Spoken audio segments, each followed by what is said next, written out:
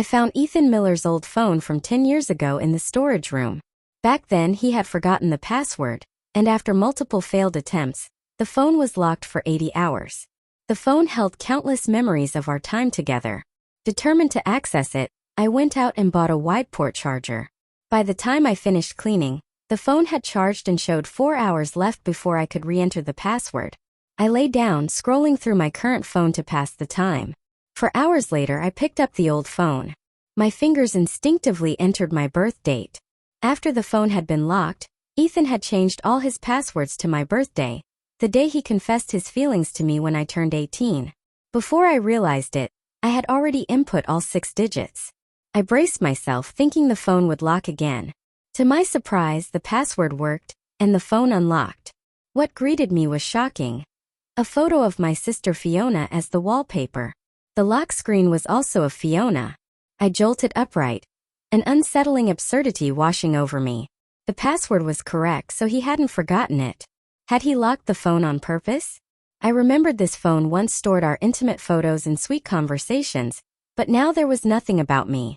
The photo album was filled with pictures of Fiona. Her back, her profile, moments of her practicing dance, walking to the cafeteria. The images were many, chaotic, and deeply personal. The chat history between Ethan and Fiona was disturbingly close and flirtatious. Judging by the timestamps, this was during the time I was with Ethan. They shamelessly talked about me, filling their messages with ambiguous undertones. In the end, Fiona said she had someone she liked and deleted Ethan. The chat turned into a long string of green texts, emotional outpourings brimming with heartfelt love. The day coincided with the day Ethan's phone was locked for 80 hours. So, he locked the phone because Fiona cut ties with him after falling for someone else. Suddenly, I remembered Fiona got divorced yesterday, and last night Ethan came home drunk, vomiting everywhere. Which is why I was cleaning today and stumbled upon the phone. So Ethan had loved Fiona all along, from high school until now. What did that make me? My chest tightened, breathing became difficult, and I trembled all over. I accidentally opened the phone's notes app. The top entry was a draft confession. With shaky hands I opened it. Every word was identical to the confession he once gave me, except for one difference. The name on the draft was Fiona Sterling. My name is Audra Sterling. It hit me. On the day Ethan confessed to me, the flowers he brought were wilted. Turned out I was his second choice. The past 10 years were nothing but a grand deception. My breathing became labored, and the world went dark as I fainted. When I opened my eyes, I found myself back at 17 years old, in the early winter of that year. Fallen leaves blanketed the ground, and the air was crisp. I rushed to the bathroom to wash my face, trying to clear my mind. In my haste, I didn't notice the sign and entered the men's restroom. To make matters worse, someone walked in. Panicking, I hid in a stall, my heart pounding. "Are you really going to confess to the school beauty? She's got plenty of admirers," a voice said. "Whether I confess or you confess, it doesn't matter. I'm not scared, so why are you?" Came Ethan's familiar nonchalant voice. "Even if you fail, it's fine. There's always Audra Sterling as a backup, right?" His friend replied, laughing. "You're something else, man. Can't get the school beauty? No problem, you've got her little sister." His friend continued, bursting into laughter. "Though it's strange, Audra Sterling and the school beauty are twins." Ethan Miller's casual laughter filled the room, dripping with a kind of self-satisfaction that grated on my nerves. He was showing off, bragging about how easy it was to have someone run errands for him, like lining up for lunch or grabbing a drink. His words were playful, but they stabbed at me like needles. His friends chimed in, teasing and laughing, their voices echoing painfully in my ears. How could someone as plain as him even think about liking someone like the school beauty? It's like a stray mutt from the countryside dreaming about a swan from the city. The words stung even though they weren't directed at me. They kept talking, their voices getting fainter as they walked away. Only then did I unclench my fists and step out of the stall. My heart pounded as I hurried back to the classroom with my head down. Just as I sat at my desk, the bell rang. Fiona Sterling walked in, elegant as always, and took her seat beside me. Without a word, she shifted her chair slightly away.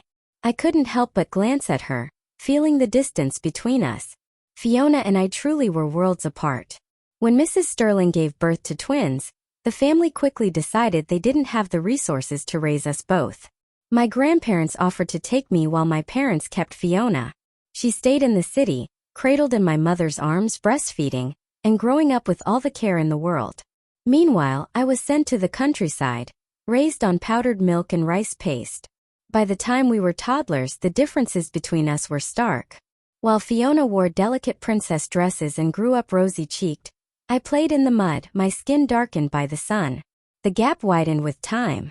Fiona was pampered and adored, while I was left in the care of my strict, frugal grandparents. Grandma Joyce would often say, "Your mother didn't want you." Words that stuck with me like a shadow. I didn't return to the city until high school when my grandparents could no longer provide for my education. At first, I was thrilled to live with my family, thinking things would finally change. But Mrs. Sterling's constant criticism crushed my enthusiasm. She never stopped comparing me to Fiona. If Fiona liked dancing, they'd scrape together money for her lessons. She won awards and shone like a swan, while I stood awkwardly on the sidelines, a clumsy duckling. Within a year, the constant pressure and comparisons eroded my confidence. I became self-conscious and sensitive, especially after Fiona and I ended up in the same class in our second year of high school.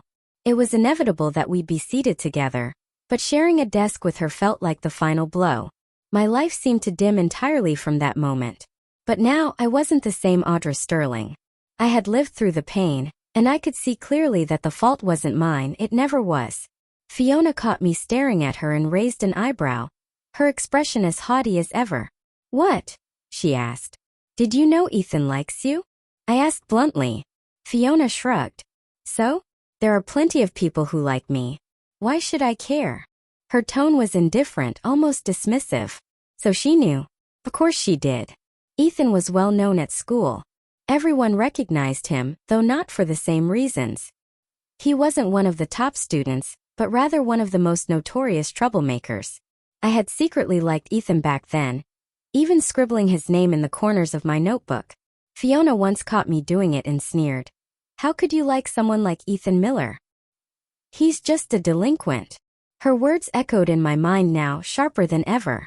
I naturally didn't tell Fiona Sterling the reason behind my behavior. But she knew I liked Ethan Miller, and when Ethan failed to confess to her and then got together with me, she didn't say a word. No warning, no hint, nothing. Even after Ethan and I started dating, she kept up her ambiguous behavior with him. What was she thinking back then? Was she enjoying the drama, relishing the chaos, taking pleasure in my misfortune? I let out a slow breath, suppressing the urge to confront her. Fiona suddenly seemed to remember something and with a smug tone said, "Oh, I forgot. You liked him, didn't you?"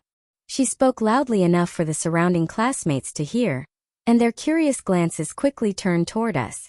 Keeping my composure, I replied calmly, "You must be mistaken. I don't like anyone. Senior year is way too busy for things like dating. Unlike you, we're not just preparing for a single exam. I'd rather spend my time doing a few more practice questions." Fiona's face darkened. "Audra Sterling, what's that supposed to mean?" she snapped. I glanced out the window where I saw the teacher approaching. Fiona, clearly frustrated, had no choice but to stay quiet and shot me a glare before turning back to her work. When the class ended, it was lunchtime. As usual, Ethan Miller would come to our classroom, ostensibly to talk to Fiona but really to have me line up for his lunch, deliver small gifts, and find excuses to get closer to her. True to form, as soon as the bell rang, Ethan was already waiting at the classroom door. Once the teacher left, he strolled in lazily, one hand in his pocket, tapping lightly on my desk with his knuckles. With a smirk that barely hid his arrogance, he said, "Audra, the cafeteria has a new dish. I hear it's really good." The meaning was clear. He wanted me to get his lunch. The cafeteria was notorious for running out of good food quickly. By the time I finished getting his meal, the dishes I liked were often gone, leaving nothing but soup. Not only that, I had to bring his meal back to him before heading back to eat my own, and afterward I'd end up washing his dishes. Looking back now, I couldn't believe how ridiculous I had been. So deeply infatuated with him over nothing. The thought of it filled me with anger. I didn't even spare Ethan a glance. His expression stiffened slightly, but with Fiona present, he didn't dare cause a scene. Instead, Fiona spoke up, her tone dripping with superiority. Audra, bring me some lunch to my dorm too. I have something to discuss with Ethan. Her words carried a deliberate air of command, her gaze challenging me. She wanted to use Ethan to make me jealous, to provoke me. But I stood up, smiling faintly, and cut her off before she could finish. Without a word, I walked right past them, heading for the cafeteria. Just as I was leaving, Ethan called after me, his tone laced with reproach. Audra, as a younger sister, you should listen to your elder sister. I couldn't hold back my eye roll. Turning to him, I said, Am I your mom? Then I glanced at Fiona. Or maybe hers. The entire class burst into laughter, and their faces turned red with embarrassment. I walked out of the classroom without looking back, leaving them behind in stunned silence. Ethan, however, wasn't one to give up easily. While I was in the cafeteria, one of his friends came over with a message. Ethan says he's waiting for you in the classroom. He hopes you won't keep him waiting too long. His tone carried a faint hint of a threat. I ignored the message completely. Who did Ethan Miller think he was? After enjoying a delicious meal of braised pork and ribs, I bought an ice-cold drink and leisurely made my way back to the dorm for a nap. Senior year was exhausting, and the pressure was relentless. Most students spent their lunch breaks in the classroom, cramming and reviewing questions, their minds on overdrive. I used to do the same, but today I just wanted to indulge myself a little. If Ethan wanted to wait, he could keep waiting. As soon as I entered the dorm, I noticed Fiona Sterling was there. She wasn't even assigned to my dorm. The moment she saw me, she looked me up and down and asked, Where's my lunch? Sometimes I genuinely wonder how many people manage to go through life with subpar intelligence but still function independently. They're labeled as normal simply because they can take care of themselves. Fiona, seemingly realizing I hadn't brought her food, stood up abruptly and yelled, Audra Sterling, I told you to bring me lunch, didn't you? Did you hear me? What am I supposed to eat now? Are you doing this on purpose? I raised my voice even louder, cutting her off. I said I'm not bringing it. Are you deaf? Or is there something wrong with your brain? Can't you understand simple words? Are you stupid? At school, Fiona and I rarely interacted. Even though we sat together, she was the school beauty, and I was invisible. Occasionally she'd ask me to do something, and while I hated it, I begrudgingly complied. Today, however, she was clearly furious, expecting to boss me around as usual, but I wasn't playing along. She froze for a couple of seconds, stunned by my defiance, before snapping, You've got some nerve. How dare you yell at me? Just wait until I tell Mom and Dad. They'll make you pay. Unfazed, I replied, Go ahead, you overgrown baby. Fiona pointed a trembling finger at me, unable to form a coherent sentence. Finally, she stormed out, slamming the door behind her. I could already imagine her exaggerating the story when she got home for the weekend, painting herself as the victim. My parents would undoubtedly take her side and punish me, but I wasn't the same Audra Sterling anymore. I wasn't going to put up with it. That afternoon when I returned home, Fiona had already twisted the story to our parents. The moment I stepped inside, a remote control flew toward me, striking my forehead with a sharp pain that made me cry out. Mrs. Sterling, pointing at me angrily, began to berate me. You ungrateful little brat. What was so hard about bringing your sister lunch? She's your elder sister. How could you let her go hungry all afternoon? I bet you're jealous of her dancing and deliberately wanted to starve her. You're spiteful and malicious. We should never have brought you back here. You're nothing but a heartless, ungrateful wretch. Mr. Sterling, his expression equally dark, chimed in. You weren't raised with us, and your temperament is completely ruined. From now on, your weekly allowance is cut in half. It'll stay that way until you learn your lesson.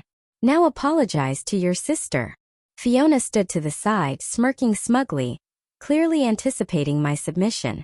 I lowered the hand covering my forehead and said coldly, I won't apologize. Go ahead and beat me if you want. The words had barely left my mouth when Mrs. Sterling stormed over and slapped me hard across the face. Her arm swung with such force that I stumbled and hit the nearby shoe cabinet. Despite the stinging pain, I refused to shed a single tear. I had anticipated their reaction before coming home, knowing that their cruelty would escalate, but even so I stood my ground, bracing myself for the chaos that was about to erupt in this house. Mrs. Sterling was still yelling at me as I bolted to my bedroom, locking the door behind me. I grabbed the phone hidden under my pillow and called Grandma Joyce on video. Tears streamed down my face as I sobbed uncontrollably. Years ago, in an effort to win Mrs. Sterling's approval, I had cut off contact with my grandparents, but Grandma Joyce was the one who had fed me, raised me, and loved me more than anyone. She wasn't perfect, but she adored me. When the call connected, I immediately showed her the slap mark on my face and the bruise on my forehead. "Grandma Joyce, help me.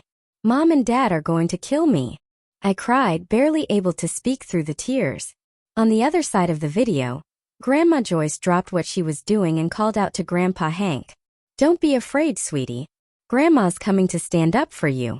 No one gets to bully my granddaughter while I'm still alive." For hours later, my grandparents stormed into the house like a hurricane. By then, the sun had set, and the living room was lit with the warm glow of the dining area where my parents and Fiona were eating together, laughing like nothing had happened. Meanwhile, I was hiding in my room, invisible as ever. When Mr. Sterling opened the door, he was greeted with a slap across the face from Grandpa Hank. "I sent Audra here to have a better life, not to be mistreated. How could you hit a little girl like that? You don't deserve to be parents," Grandpa Hank roared. Grandma Joyce, wasting no time, marched straight toward Mrs. Sterling. Slapping her thighs, she dramatically sat on the floor and began wailing. "Oh, my poor Audra. Such a sweet, obedient child. And now her face is swollen from being hit. I raised her like she was my own treasure, and now this. How could her own mother be so cruel? They're both your daughters. How can you be so biased?" Mrs. Sterling wasn't about to back down. "And aren't you biased too? Both girls are your granddaughters, but have you ever treated Fiona kindly?" she retorted, her voice sharp.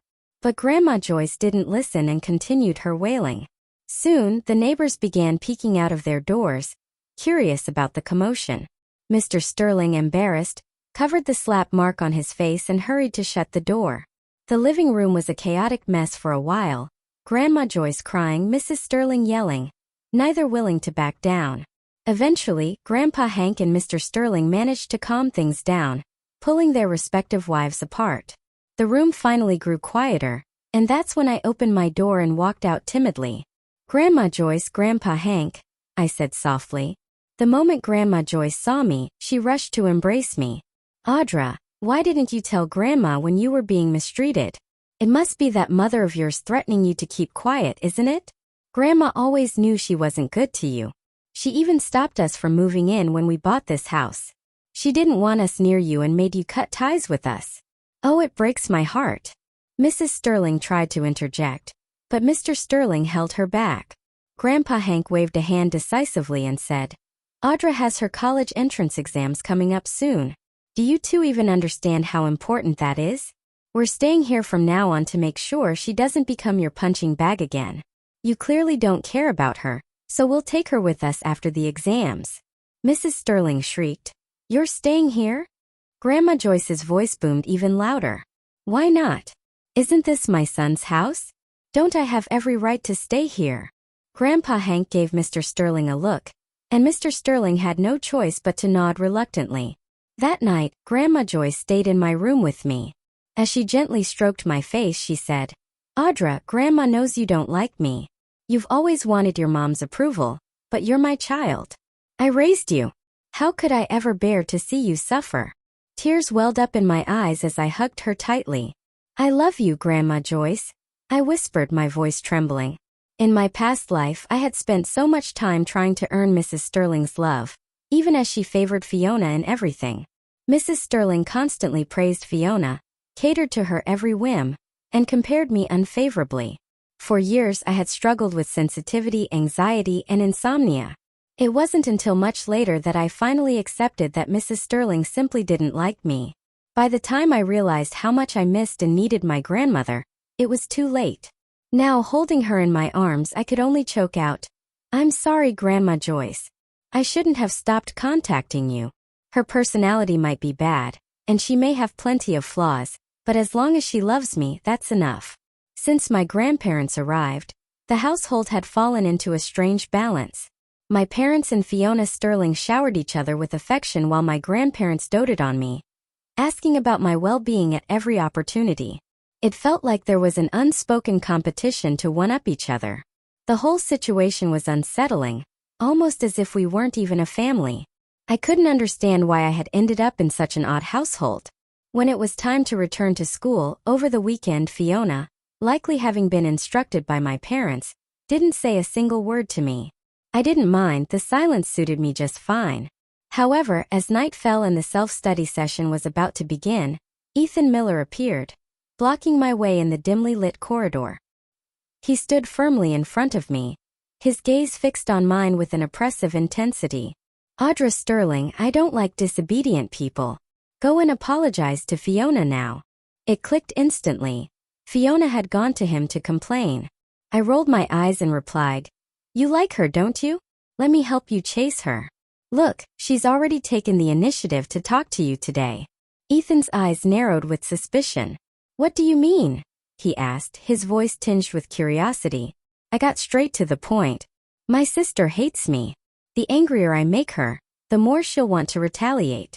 She knows I used to like you, so she'll try to get closer to you just to spite me." I deliberately paused. Ethan leaned in, pressing. "And then if you pretend to like me, she'll do everything she can to win you over," I finished, watching his expression shift. Ethan seemed intrigued but hesitated when he looked at me. I could tell he wasn't thrilled about the idea. After all, Fiona was the school beauty, adored by many, but few could claim the distinction of having Ethan Miller chase after them. Eventually, he smirked and said, "All right." I couldn't help but curl my lips into a sly smile. The game had just begun. Weekend self-study sessions were loosely monitored by teachers. Ethan brazenly entered our classroom, where some open seats remained since commuting students didn't attend these sessions. Fiona sat far from me, but Ethan chose the empty seat directly behind me.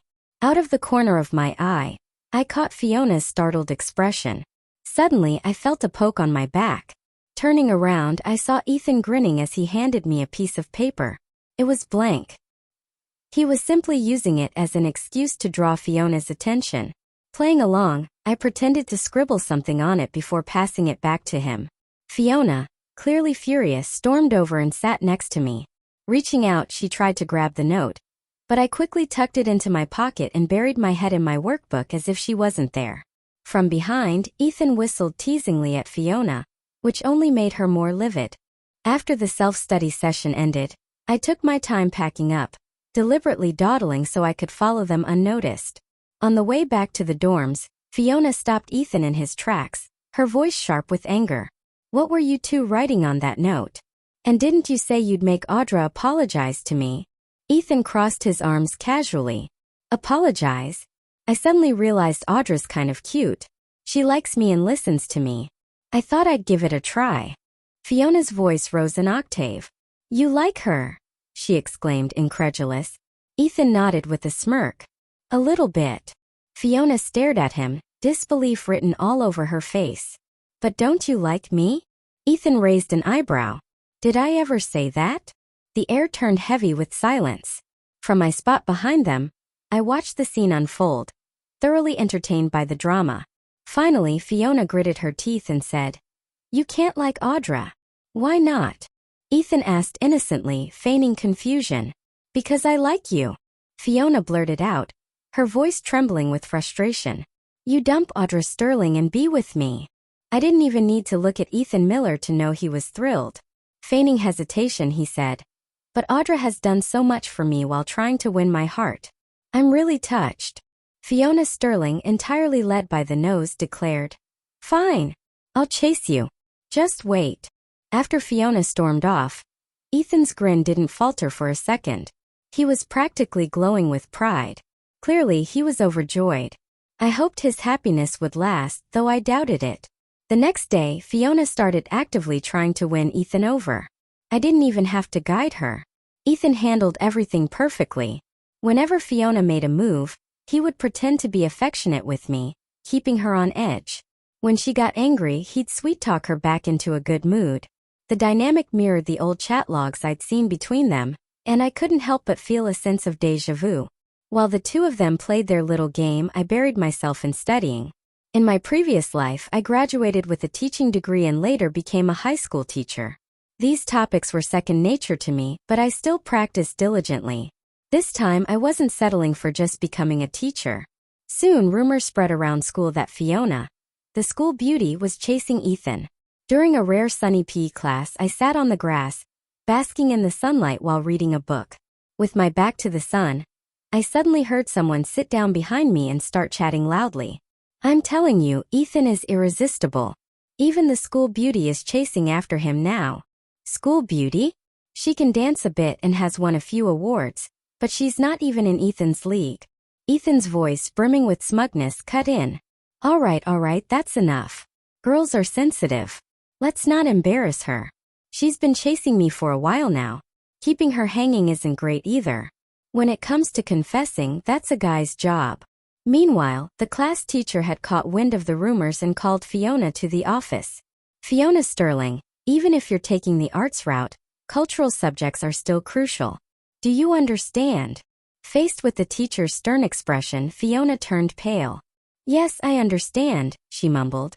The teacher didn't say anything outright, but emphasized the importance of focusing on academics before letting her go. By the time I returned from the field after overhearing Ethan's bragging session, Fiona had just stepped out of the office. I pulled her aside immediately. The moment she saw me, she shook off my hand with disgust. Audra Sterling, did you snitch on me? Don't think you can act all high and mighty just because Grandma Joyce and Grandpa Hank are here. That house is still my parents' property, and they can kick them out anytime. Don't forget, when they bought that house, they didn't have enough money and borrowed a lot from Grandma Joyce and Grandpa Hank back then. Grandma Joyce wanted to enroll me in a dance class and you in a hobby class of your choice, but all the extra money went toward that house instead. They believed if Fiona Sterling could have something, Audra Sterling should too. Even though it was inconvenient for them to send you to lessons from the countryside, they still wanted it to be fair. But because of the house, they couldn't afford to enroll you. I fixed my gaze on her. The house deed might have your parents' names on it, but half of the money came from Grandma Joyce and Grandpa Hank, so they have every right to be there. And there's nothing you or your parents can do to kick them out unless you want the neighbors to talk about you behind your back. Fiona froze, unable to respond immediately. That I pulled you aside to tell you that Ethan Miller is playing both of us, I continued calmly. Fiona's expression wavered. What do you mean? Ethan told me he likes you, but wanted to give me a chance to pursue him. At the same time, he told you he likes me and encouraged you to chase him. He's lying to both of us, trying to have his cake and eat it too. Fiona, proud and self-righteous, couldn't stand the idea of being deceived or toyed with, but as always, she was too naive to realize how foolish she looked. I overheard that he's planning to confess to you in a couple of days. After dropping that bombshell, I turned and walked away. There was no need for me to give any suggestions. Fiona Sterling always knew how to hit where it hurt most. Back when I first arrived in the city, I often felt crushed under her heel, unable to hold my head high in front of her. At the time, I didn't understand why she treated me with so much hostility, despite the fact that we were blood related.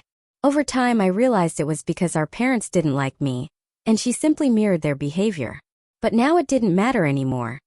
I didn't care for them either. Soon the day arrived, the date I remembered so clearly from my previous life, my birthday. It was also Fiona's birthday. The wind was particularly strong that day, and the teachers were in a meeting. Ethan Miller had prepared flowers, balloons, and gifts to confess to Fiona in front of the girls' dormitory. He sent someone upstairs to call her down. Fiona, standing on the balcony, saw Ethan but didn't come down. The person returned to Ethan saying, "Fiona's upset. She says the last time she was called to the office you didn't stand up for her. She thinks you're spineless. You should go tell her yourself." Ethan, confused, asked, "When was she called to the office? I didn't even know about it." Before he could finish, the person turned and walked away. Determined to prove himself, Ethan stayed in front of the dormitory for an hour, standing resolutely in the cold wind. A large crowd gathered watching him. Ethan, like the protagonist of some dramatic romance novel, called out Fiona's name loudly and recited the confession from the notes I had read before. "Fiona Sterling, from the moment I first saw you, I was captivated, but the deeper my feelings grew, the more afraid I became." Hiding among the crowd, I listened as he finished his heartfelt speech. The students around him clapped enthusiastically, urging Fiona to come down. Eventually she did, though she took her time, descending with an air of superiority. "Ethan Miller," she began with a scoff. "You really think too highly of yourself. I was just playing around. Did you actually take it seriously? Someone like you? I wouldn't want, even if you were free. You're failing in school and your character is terrible. No wonder your parents got divorced and left you behind. If I had a son like you, I'd rather be dead." Her final words pierced Ethan like a dagger. The crowd fell silent. Ethan's face turned ashen, his expression twisting with pain. "Fiona Sterling, say that again," he demanded, his voice trembling with rage. Fiona sneered. "I said your parents are divorced, and you're nothing but a parentless kid." Before she could finish, Ethan threw the flowers he'd been holding straight at her face. Fiona flinched as Ethan charged toward her, but bystanders held him back, urging him to calm down. Ethan's greatest sore spot was any mention of his parents. That moment, it looked like he wanted to tear Fiona apart. I suddenly realized he probably didn't love Fiona that much after all. Perhaps it was only the idea of her, the unattainable, that had drawn him in. In the end, Ethan was forcibly dragged away, and Fiona, shaken, hurried back to the dormitory. Left on the ground was a wilting bouquet, identical to the one he'd given me in my past life. In my previous life, Ethan had come to confess to me that afternoon, but today, instead of seeking me out, he ended up being reprimanded for causing a public disturbance. I doubted he would come find me again. Pity, really. I was looking forward to rubbing salt in his wound. That evening, Fiona and I had been excused from self-study to return home for our birthday. This time things were different. On the table, alongside Fiona's favorite strawberry cake, was a mango cake, my favorite. Fiona was allergic to mangoes, and eating them caused blisters around her lips. Because of this, mangoes had always been banned in our house, even though I loved them. Even now, as an adult capable of self-control, the rules still held. Yet tonight, there it was, a mango cake placed proudly on the table. Sitting before the cake were my grandparents, their faces beaming with joy. Mrs. Sterling's face darkened, but she didn't say anything. Her expression only brightened when she looked at Fiona Sterling. "Fiona, come here.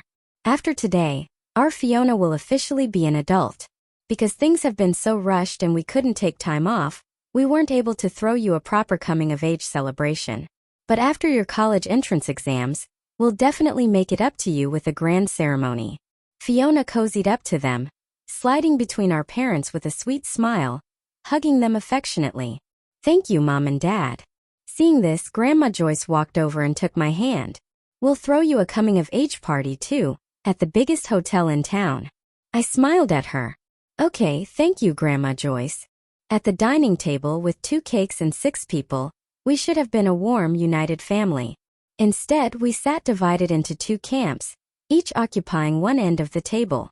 When it came time to make a wish, I hesitated, staring at the candles without blowing them out. Grandma Joyce leaned closer, her voice gentle. "What's wrong, Audra?" I looked at my parents and Fiona sitting across from me. For the last time, I voiced the question that had lingered in my heart. "Mom, Dad, Fiona, why do you hate me so much? Today is my birthday. Can you tell me just this once?" This was the question I had never dared to ask in my previous life, the one I had always wanted to hear them answer. Mrs. Sterling sneered and was about to say something harsh when Mr. Sterling coughed, cutting her off. "Audra, we don't dislike you," he began, his tone awkward. "It's just that you didn't grow up with us.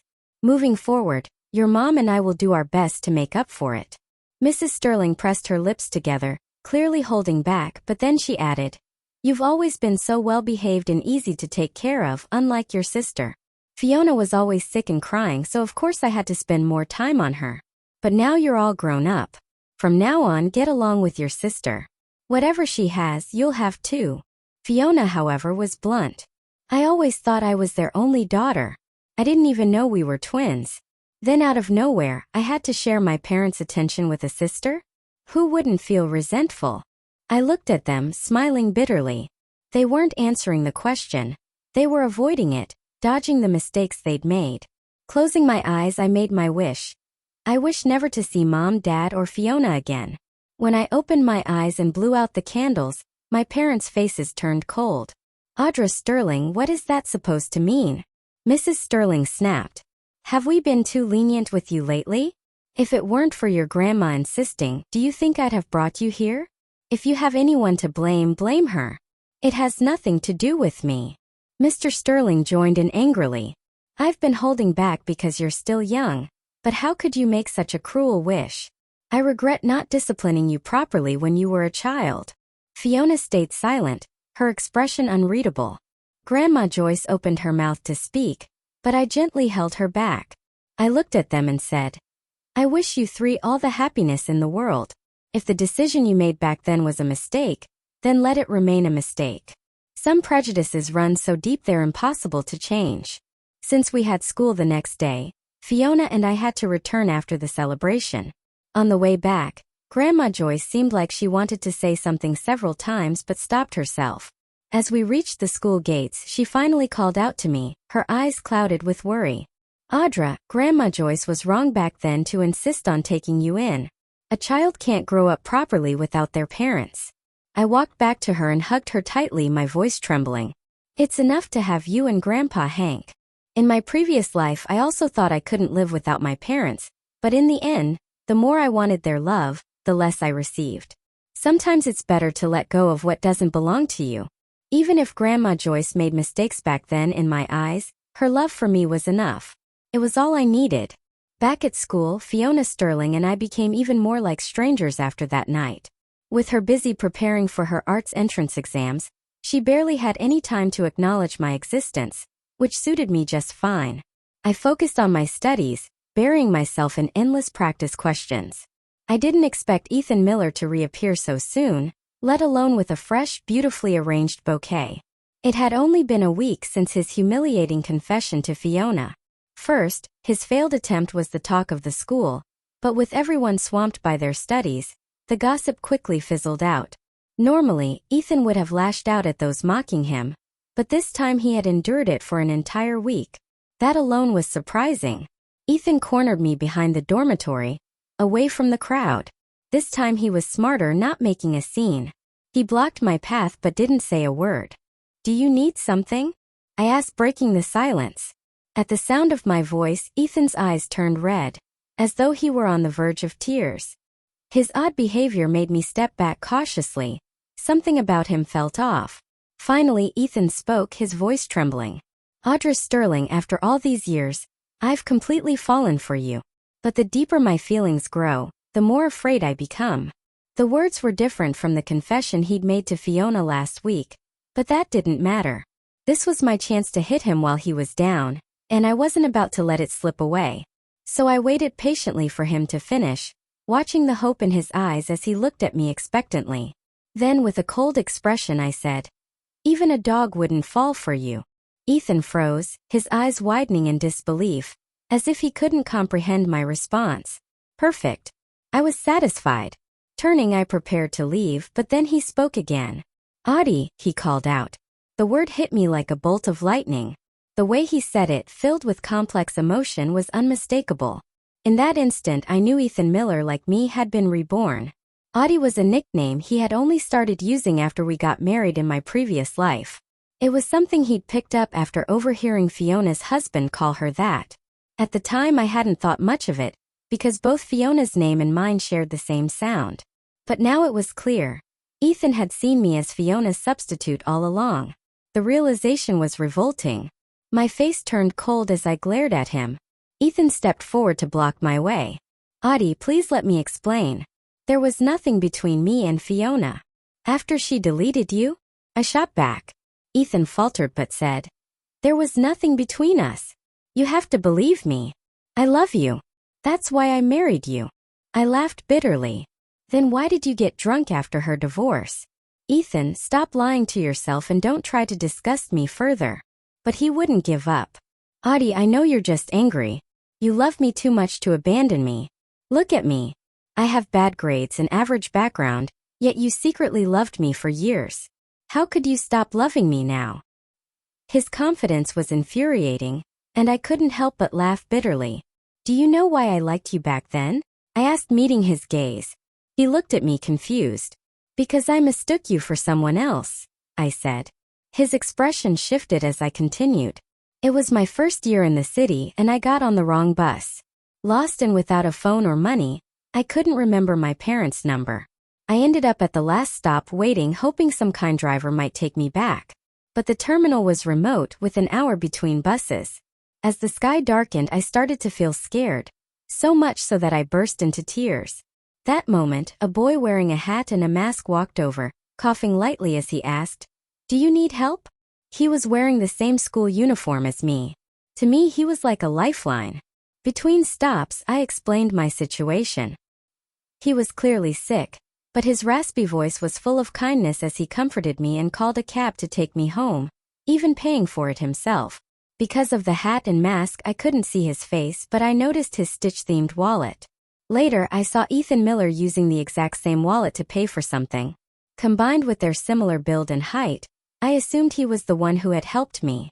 That's how I started to pay attention to Ethan, and eventually I developed feelings for him. After I got together with Ethan, a random conversation made me realize he wasn't the boy who helped me that day. By then I had already fallen for him, so I just went along with it. When I finished recounting this, Ethan looked at me in disbelief. Because of a wallet? Just because of a wallet? Stores sell hundreds of those every day, and you? I cut him off. It wasn't about the wallet, it was about the person. Unfortunately, I never found out his name or what he looked like. But Ethan, if it weren't for the misunderstanding, I wouldn't have noticed you, let alone liked you. Ethan stared at me for a long time before finally speaking. So what you're saying is that your love for me wasn't real? It was stolen. I thought about it, then shook my head. Not stolen. You didn't know I had mistaken you for someone else. But this time I won't like you again. You're not worth it. Not even a little. My love had been timid yet passionate, while his had been fake and unworthy. I walked away, leaving Ethan standing there alone. He stayed frozen in place for a long time before letting out a bitter laugh, tears streaming down his face as he laughed. The college entrance exams arrived quickly. I felt good about my performance and believed I could get into a first-tier university. Fiona, however, didn't fare as well. During her art school entrance exam, a careless mistake led to her USB drive being damaged by another candidate. As a result, her final score was far from ideal, leaving her no choice but to return for the standard college entrance exams. However, she was far behind on academic knowledge, and catching up proved nearly impossible. On the day the exams ended, she locked herself in her room while I prepared to return to the countryside with my grandparents. That's when Mrs. Sterling started trying to convince me to stay. Audra, I was wrong in the past. I shouldn't have treated you that way. We're family.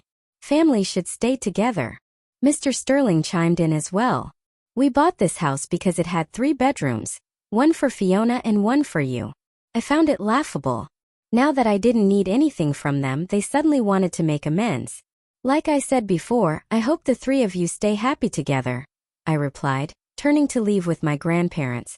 First, they tried to persuade me to stay, but when they saw I wasn't budging, they gave up.